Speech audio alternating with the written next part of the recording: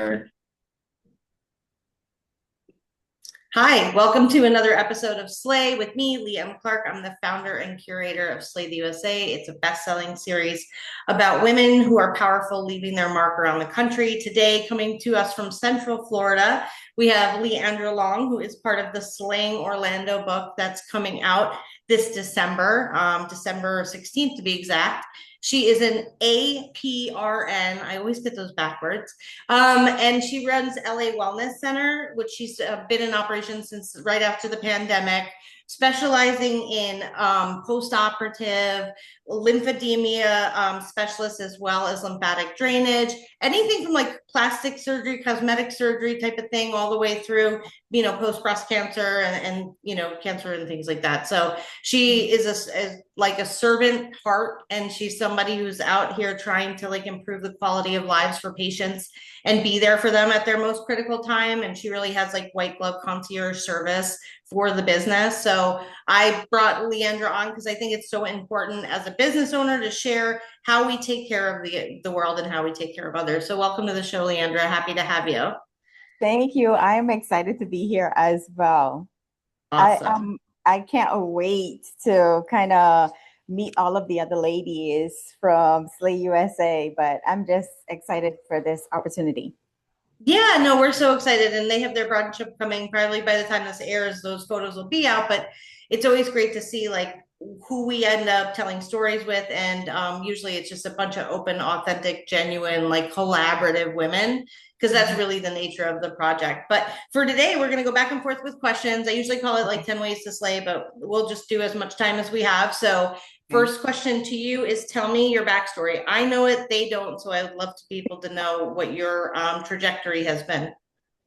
Yeah, so my story is a very big one, but I am originally from the Bahamas, born and raised. I moved here to the US more than maybe 20, 25 years ago to go to college. I went to Bethune-Cookman University, did my RN, and then moved to Orlando, and I've been in Orlando ever since.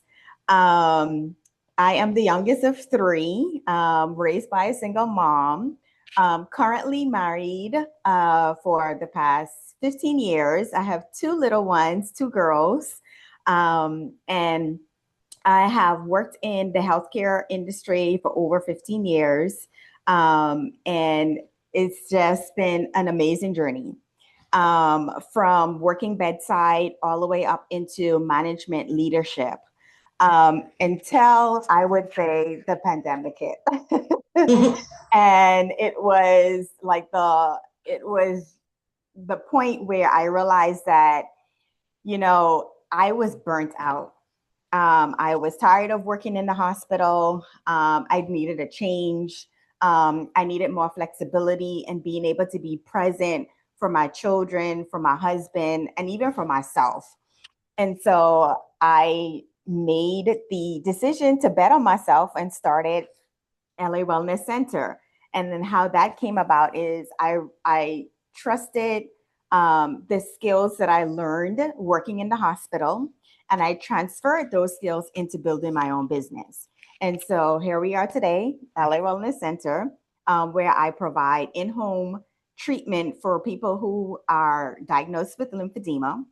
And then I also treat people who've had plastic surgery. So I help them on their recovery and their healing journey.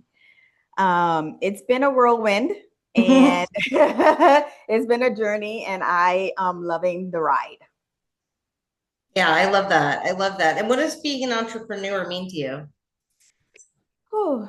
Being an entrepreneur has been, like I say, a journey that I've always know that I wanted to be on, but didn't know the aspects of being on the journey.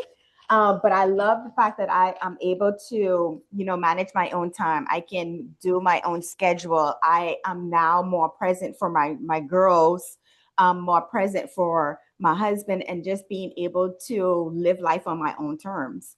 And not only that, but not being constrained to, an organization, rules and regulations and that kind of stuff, but being able to have the flexibility and the capability of servicing my community in the way that I want to, and just making a positive impact, being owned in my own business and being able to do that. That's awesome. So I know you have questions for me as well, so I want to go back and forth. Yes. So Yes. I got a question for you. What was the moment when you realized that you wanted to launch Slay the USA? Was it like a particular catalyst of events or experience or a moment that say, hey, this is something that I want to do? Yeah, definitely. It was a moment. I was going to move back to my hometown of Chicago. That I was born in New York, but I went to high school in Chicago, and I had plans to move back. And I realized, like, oh my! And I had already written a couple of books at this time, collectives about entertainment professionals and about kindness and things like that. And I was like, oh my God, I've known all these women in my community for like 10 years, but I don't know any of them. Like, I never realized, like, why Jessica, does she have so many kids? Is she married? Is she not married? And then what happened to her, Sophia's dad? And I had all these questions about the women, like the people in my neighborhood, basically. And so I was like, what if I put together a book and like a brunch so we could all get together? Because my previous books were all like, one author was in London and one was in Raleigh and one was in Amsterdam. So I could never get them all together. We did all of our launches virtually. So I was like, cool, I'll have like a big launch and like, celebrate everyone, bring the media and, basically get to know. I mean, but it also brought up something in me that was like, wait a second, like there's a gap, right? So there's a gap here. Like, why don't I know the women in my neighborhood after 10 plus years? Like, Right. yeah. So that was definitely a moment. And then I didn't end up moving to Chicago, but we went to Tampa and then Nashville and then Atlanta and like on and on and on. And now we're on book 11 right now, moving into 12. So that's just crazy, crazy. But we're like literally all over the country. What is your favorite trip? I know you began in the Bahamas, and I know that you've obviously been in Orlando for some time building your family and traveling. But what is your favorite trip of your lifetime? Ooh, my favorite trip. Where did we go? Honestly, I would say, because I've been on I've been on quite a few trips in my lifetime. But I would say my favorite trip actually was the one that I just did celebrating my 15-year anniversary with my husband. We went to Aruba, and it was amazing. No kids, yay! No kids, just my husband and I, and it was an awesome trip. Simply because we were able to kind of regroup and reconnect with one another. Because when it comes to being married with kids and you have all the responsibilities of day-to-day activities and stuff like that, you kind of lose connection a little bit. And so with that trip that we went on, we were able to kind of reconnect. We were able to unwind and just have open conversations about our goals, our aspirations, dreams, that kind of stuff, and just being able to spend one-on-one time together was the biggest thing for us. But that was an amazing trip. I got one more trip too, actually. This past summer, my oldest daughter, she just turned 13. We went to Paris and London, and it was truly amazing. We ended up doing the trip with my sister, my mom, and my niece. So it's like a girls' trip. But I was happy that I was able to do that with some of the favorite women in my life and girls. And to be able to expose my daughter to different aspects of the world. And so that was a really good epic trip for her and for me. So, did you guys get to do fashion stuff and all that fun stuff? We actually went to see the Christian Dior Museum. Oh, cool. And it was amazing. The garments and the dresses and the shoes and the hats that was on display. It was gorgeous. A really, really good experience.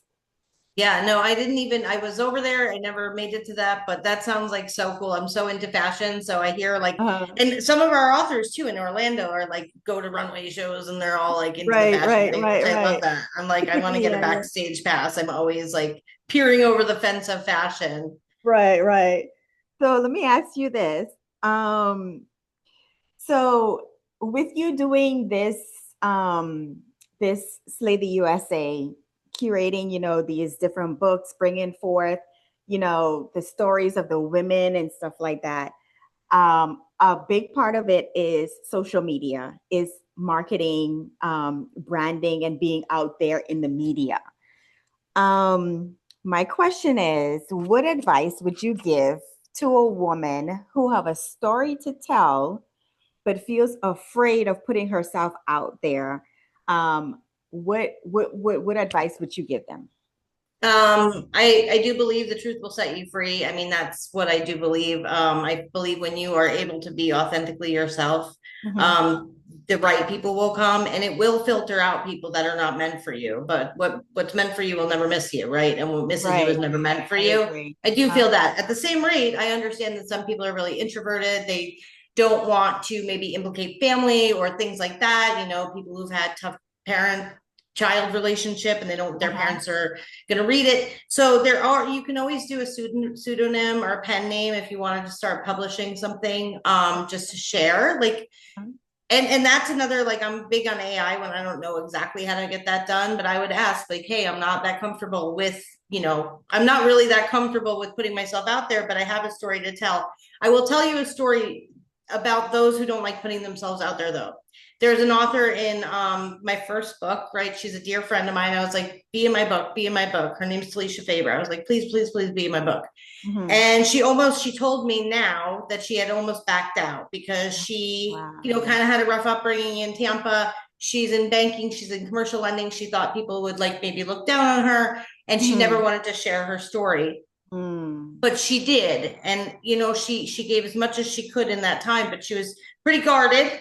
Uh-huh. Well, fast forward, it's been 2 years since we started the first book. Uh-huh. She now has like been named Humanitarian of the Year by Wow. SBN, which is a huge commercial lending, like global partner. That's Congressman awesome. Byron Daniels gave her like another award. And like now she knows that her story is like her power, that Right. people don't look at her like she's not enough. They look at her like, wow, you came and overcame so Okay. much to be Mm. where you're at. So sometimes your vulnerability is your strength, and everyone is scared to put themselves out there. No one wants to be judged, but everyone wants to be seen, and that's difficult too, right? True. So we True. have to just know, like, if we just communicate what we need to communicate and find places for it. Sometimes people will write poems or, Mhm. spoken words so they can express themselves without maybe Right, like saying right. the whole story.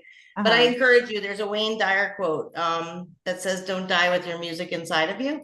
And Wow. so I think it's really important that people do like the truth, that they need to speak for their own soul. This is what you get, one journey, and Right. own it, Exactly. Yeah. own all the parts, because all the parts are Wow. what makes it awesome. You know, Uh-huh. Uh-huh. if I was interviewing a woman and her story was like everything worked out at the end, like no one wants, that's So, not exciting. It's right, confusing. right. We consume things that are more interesting than that. Speaking of Uh-huh. advice, what's advice you would have given your younger self? Just do it. Just do it. Just go for it. And I do you would mean tell like myself breaking up with corporations? Like just do it in what aspect? exactly. I would say just do it. The struggles is worth it in the end. Um, the point that you just made, breaking up with corporations, it took me a long time to finally make the decision to step away from my corporate job. And again, it was because of one, judgment. Oh, your audio went. Something changed. Mm-mm. No. Oh, you're muted. You hit mute. There you go. Nope. What now? Now, yes. Okay. Okay, we're back. So I'm sorry. All good. And so it was just a fear of, failure and being judged and being the one that um was making more between my husband and I. Like, I have all these thoughts in my head, like, and it took me a while until I finally made the decision that I'm going to first put my whole trust in God, because every and anything that I do is made possible through Him. And having that relationship with Him gave me the confidence to step away from my job.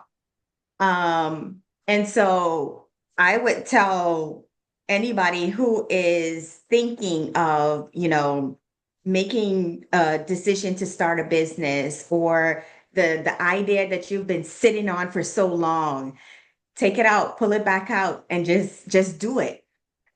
Because you will see the positive results and the impact on the other side of it. I've known to be like a natural encourager. So anybody who I kind of run into, and I'm like, what do you do? And they tell me what they do, and I'll tell them. Well, anyway, let me give you this prime example. A friend of mine, we go to church together. She went to law school, graduated, but wasn't able to pass the bar. She took the test, I want to say maybe once or twice, and it's been years now. And she got that fear that she won't pass. And naturally, I'm an encourager. So I'm like, you got to do this. You have to face this fear. I'm like, you're a whole lawyer. You just need this little one piece of paper to tell the world, hey, I'm a lawyer. And so I would say just kind of overcoming the fear and just do it. Just do it, and you'll see the results on the other side.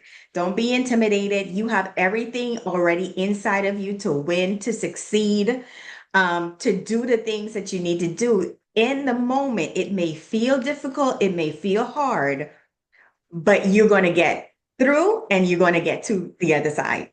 And it will be you, and you're going to feel great afterwards too. Yeah, I went through that transition recently, as you know. So I agree. Everybody said, "Are you scared?" And I was like, "No," because like if I feel like I'm not doing what I need to do, I just work harder. Like Mhm. I am in control of my outcome. And I also love that you said Right. about trusting God. Mhm. Like we are exactly where we're supposed to be on our path, and whether you Yeah. believe in God, universe, or spirit, like people are Right. calling them Gus now, sure, whatever works. But Right. there is there's a path, and that's just yours to listen, not to direct. And Mhm. if you're being called for that, right, if you're being called to that, Right. we know it. I mean, we are called to do Yeah. things, we're called to do certain things, and you know it. And if you ignore Mhm. that and let it Mhm. pass you by, that's where regret comes from. Exactly, exactly. And you don't want to have regrets. You want to die empty, fulfilling all the potential, everything, the creativity, everything that was already imparted in you. You want to be able to put that out in the universe, because you never know how many people you're going to bless, and encourage and empower to do the same thing. So, question for you. What are some of your rituals, habits, or mindset that help you stay grounded, energized, and committed to your mission? Yeah, I think from a mindset approach, most importantly, I'm all about, positivity. I'm all about abundance. I'm all about good energy. I'm learning as I age to protect said energy. So Mhm. I used to be just a free, willingly giving my heart so generously to the world. And that is draining and exhausting. So I really like now I'm very measured with how I give my energy away. And I look to be as authentic as possible in Yep. everything that I do, so that the Mhm. people who are around me like me for exactly who I am. Who you are. Not always perfectly organized, not always have everything together, but I do everything with heart, and I do everything with love, and everything is done like beyond what anybody would expect. I always try to like make sure that I go be above and beyond. But at the Mhm. same rate, like I think the biggest mindset thing is just having grace for myself and Yeah. really giving myself grace and knowing that just all the things that are me, that are uniquely me. That's what I'm, just who I am, right? And there's an acceptance, Uh-huh. like self-acceptance is a beautiful thing. I think Yes. self-acceptance and believing, like that whole, like, either you, if you think you can or you think you can't, you're right. Like Mhm. I believe that, like, we get to write our own stories. I see it every single day. I listen to women all day long tell me if they're the victim of the story or the hero of the story, or if they Right. slayed the dragon or if the dragon slayed them. Straight down. You know, Right. and so I do, I hear that all the time. And so I also am now cognizant of that in my own life. And my life has changed considerably during this project, because I too was working for corporate through the first couple of years, afraid to take the leap, afraid, like, the insurance, the benefits. And somebody recently Right. called it velvet handcuffs. And they said, being in that life sometimes feels like velvet handcuffs, like it's comfortable, but it's not. And so Exactly. taking that, how could I lead a project with so many women? Every single one of you went for it. Pretty much every single one of you went for it. And how could I not have the same faith in God, right? To your point earlier, Right. how could I not have the Mm-hmm. same faith in God? And I think I have a tattoo on my wrist. So it says, trust the timing of your life. Nice. And that's the daily reminder, is like, trust Uh-huh. everything is right on time, even if it's not Exactly. the way that you expected it to be. Sometimes the outcome is far better and everything's just on time. So, Right. to me, there are no accidents. Like, I think everything has a meaning, Right. but I think, we're doing what I you like. spoke on is exactly what, like, my philosophy is too. Go out there, Mhm. dream big, create, like, step into your full self, your full Right. potential, live up to your Yeah. potential. I mean, like, for I most love it. people, like you and I, living up to your potential scares the shit out of me, right? Like, it's Yep. terrifying. It's Yeah, scary, it but is. it isn't. It really isn't, Yeah. because when you do what you love and you feel passionate and you feel purpose driven, and like Uh-huh. you're saving people every single day. You're helping them, care for them during the most critical times in their life. And you're Mhm. doing something that's healing. I mean, you're literally healing people. That doesn't feel like a lot of work. Like, I'm sure it feels like a lot of work, but you know what I'm saying? Like, Right. you're in your purpose. So with Right. that, like, what do you think is next for you? What is your, like, plans? So still trying to figure it out. I know that I want to definitely continue on my entrepreneurial journey and continue to build my business. Um, but honestly, I am still trying to figure it out. And I know that the plan is going to come. But I'm just on a journey. Yes. Where it takes me, I'm waiting for God to tell me. Yes, that part. Um, but my whole thing is I want to make a huge positive impact on my generation, and generations to come. And I think with me realizing that telling my story is going to do that, is going to help empower other women to do that. Showing up authentically, right? Will also help encourage other women to do the same thing. And even setting an example for my girls, my children, so they can see, hey, mom did this. I can do this too. Um, so I'm not completely sure exactly what is next, but I know it's going to be great. So I'm just going to continue to trust God and allow Him to show me the steps that I need to take as I take them. And how old are your daughters now? My oldest is 13. She just turned 13. And then my youngest is 7. Oh, that's awesome. What a great Yeah. time with them. And what does it Yeah. mean to you for them to see you running your own business? Oh, it means a lot. Like I say, just showing them the possibilities. Like you don't have to be stuck on somebody else's job. You can create your own lane. Like you can create your own empire. Just knowing and having the confidence in your ability and your capability and putting yourself out there and trusting, God to lead you and show you. It is huge, and I love the fact that they get to see me do that. and get to see me run my own business. And they see the other side with me, having to work on somebody else's job. Honestly, I think they're happy that I'm on this side now because it gives them more time with me. We're able to build, a stronger relationship, have those authentic conversations, and just build positive memories. So I really love the fact that they get to see me to do this. Yeah, and then your youngest being 7, right? So she was Yeah. about what, 3 when you started this, so pretty much her whole Yes. life, you Yeah, know. That's exactly. great that you got those years, especially, during that time. So, Mhm. well, tell Yeah. everybody how to get a hold of you. Where do they find you? Yeah, so you can find me on just about every social media platform, Facebook, Instagram, LinkedIn. Um, I have my business page is LA Wellness Center, and then my personal page is Leandrea Long. My website is leandralong.com. And yeah, that's all Awesome. of And my we'll tag you platforms. here too. And Mhm. everybody look out for Slaying Orlando coming out in December. We'll be sharing more of everyone's stories from that project. But thank you so much for coming today. And we'll have to Thank have you come you. back too. And yeah, I'm gonna Yes. say goodbye to everyone on the line and then we'll chat quick. All right, bye guys. Yes.